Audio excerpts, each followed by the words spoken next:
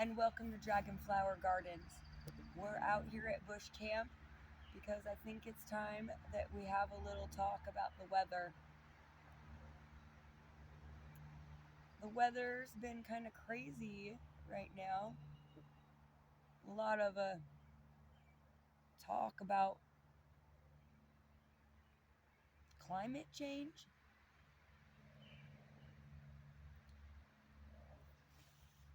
There's some erratic weather that's going on in the lower 48, getting hit with some really big cold storms, wiping out our early planting. You see now, people be talking about it, especially gardeners or anyone in the ag business.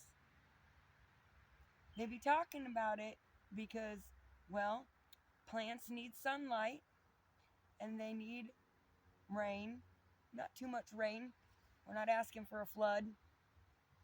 But there's been a lot of floods going on.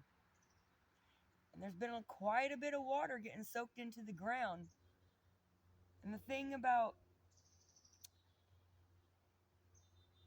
the South, or in the middle of the country here in the U.S., is that the soil in general doesn't quite get a lot of rain. So getting the amount of rain that it's had isn't just flooding it, which it is flooding a lot, okay? But it's washing away topsoil that has any nutrients in it to grow food that would be nutrient dense. So if they get something to grow in the soil that has no nutrients in it, your food also will have no nutrients in it. It's hollow.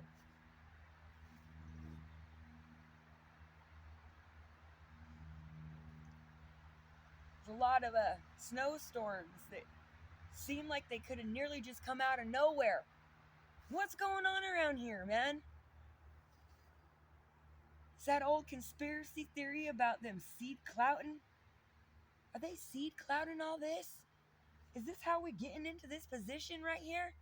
Is this a man-made situation where they're like, hey, we got the global warming, we created that, we got this issue, so we're going to see what we can do to fix this issue. And now it's like causing all these erratic weather and messing up our planting seasons like by 2 to 3 weeks, if not longer in some places. Well, you see now, some of those things could be the case, or they could not be. So let's go ahead and acknowledge the Honga Tonga eruption. Okay, we're going to acknowledge that. Yeah, okay. And one of the things that we're going to acknowledge when looking at this, which I recommend any of you and all of you watching this to check out what's going on with the volcanoes. The Honga Tonga eruption that went off last year had shot up 10% more water vapor into the atmosphere. So the very top, the very top of the atmosphere, okay, which I'm not recalling what it's called right now, stratosphere, got shot up with all of this water vapor. Okay, so the thing about cloud systems is that they have a pattern. And you'll have some going this direction, you'll have some going this way. So you'll have this one this way, and this one this way, and okay? And it's going to swirl it. It's going to swirl the clouds around. So you'll get a lot of rain, and then a couple nice days. And then you'll get a lot of rain. And I mean like a lot of rain. Like all of a sudden it feels biblical, the amount of rain. Okay? A lot of rain. A lot of snow. A lot of, how do you say it? Precipitation. Yeah. Lots. So we're getting giant hailstones coming down in certain places. All right, well, that kind of messed some stuff up, you know, kind of threw everything for a loop. So we're acknowledging that. And we are also taking the opportunity to do our own research. Okay? Honga Tonga eruption. This happened in 2022. You need to check that out. Do your research, go to the volcano sites, look at weather patterns on how that weather has been moved around. Okay?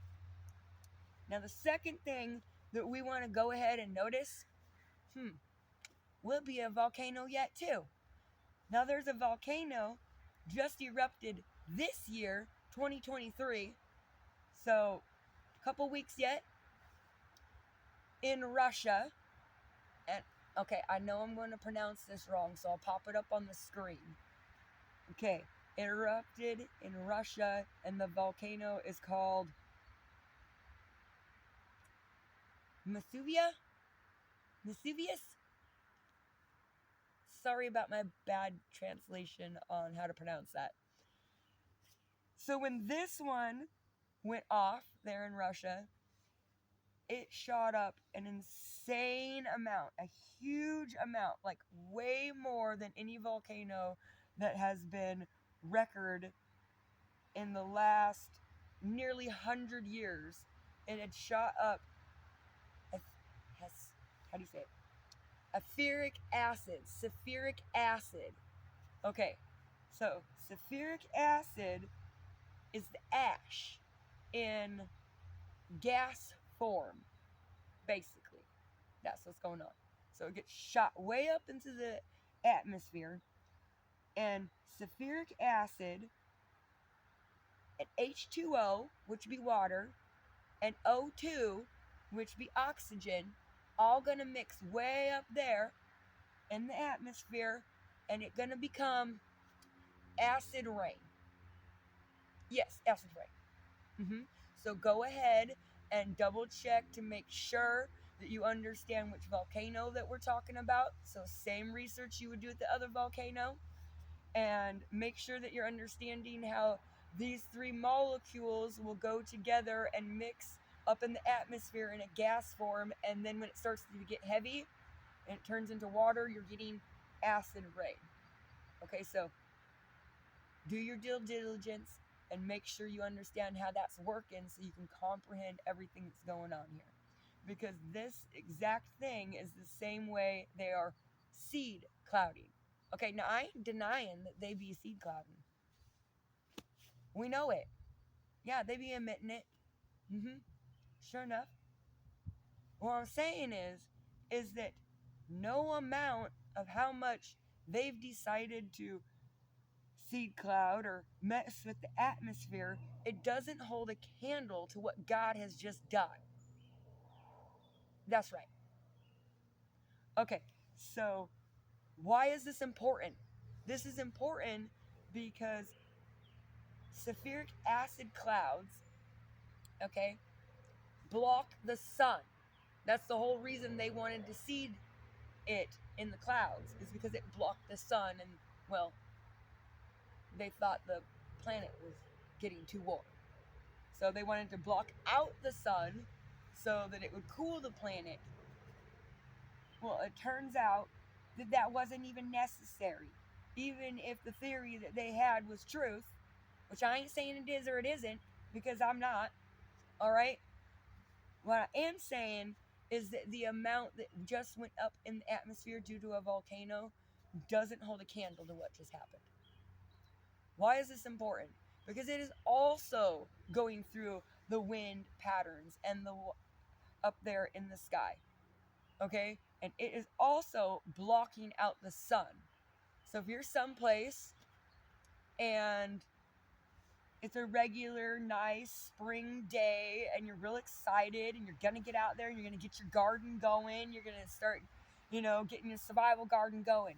You start getting that food forest going. Start your guilds. Man, you're excited. You are ready. Hands in the dirt. And it's a gorgeous day. And then the next day, sure enough, it'd be snowing outside. Now, what happens if you got seedlings that had just germinated and they're just barely at the germination stage of the temperature, if it drops, it kills all them seeds. It kills all the sprouts. Seems to me that if you ain't got enough seeds to reseed it, there's a problem. Well, when did we just deal with this problem? Was it Hurricane Elliott that came through and knocked out all of the winter wheat? They had one heck of a time trying to replant that. Not just because the weather was colder than not just because the weather was colder and that it wouldn't germinate at that temperature, but they didn't have the seeds to replant it. So that was a big problem. We lost a lot of winter wheat all over, not just here. So before you decide that shoe's the problem, before you decide that everything they're telling you is your fault, perhaps we should take into account all the things that are on the table before we demonize our existence for being human. I'm just saying. Just saying, you guys. Give it a think, man. The weather's not gonna magically go back. We've gone into a new cycle. And the erratic weather is going to continue. It's going to take nearly 2 to 3 years for the stuff that got shot up into the atmosphere through those 2 volcanoes to even start to fall and dissipate. We're mostly just dealing with too much, how do you say it? We're mostly just dealing with too much water vapor that is in one spot that's dropping. So you're getting the floods. Okay? That was the Hunga Tonga.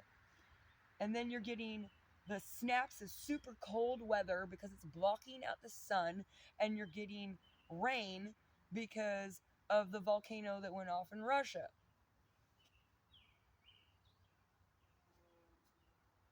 So these 2 things are a factor, and we've acknowledged that they are seeding the clouds. That seems to me that you might have an issue, maybe, with a runaway colding effect. If it's going to get colder anyways because of the volcanoes, what do you think is going to happen with the stuff that they did? The principalities. Well, I don't know about y'all, but I'm not trying to starve, okay? I also ain't trying to take their digital rationing card. Y'all want to talk about that one? Yeah, we get a hold of that one in a little while. For sure. I ain't having it. So it means to starve you out, one way or another. And considering the weather patterns and all of these things was knowledge that was kept, I'm thinking maybe they knew something was going to happen. Maybe that's the reason why shipping containers just magically was gone in bunkers. I don't know. What do y'all think? The way I figure it is they hoarding food. Yeah. I'm gonna take an example. Let's take an example like China. China bought up most of the world's excess food. Now there you go. And they did it in broad daylight. Now who's doing it not in broad daylight? Why are they stocking all that? They'll make you think, well, what they know that you didn't, huh? So, I don't know about you. I ain't having it. Nope. We're going to figure out what grows in that type of situation. And then we're going to survive. You know what? We ain't going to just survive. We're going to thrive because we're going to teach other people how to grow yet too. Because you know what freedom is? Being able to grow your own food. You know what freedom is? Being able to speak your own words. Having your own thoughts. That is freedom. I will admit, there's a little bit more that goes to that. But we'll start with right there, huh? So y'all leave me some comments in the bottom here and let me know what you think about that. What do you guys think about this crazy weather? What do you guys think is really going on around here? And legitly, don't come talking at me until you done did some research. Alright? No offense now, I love y'all. Thank you for watching Dragonflower Gardens. And remember to keep on growing.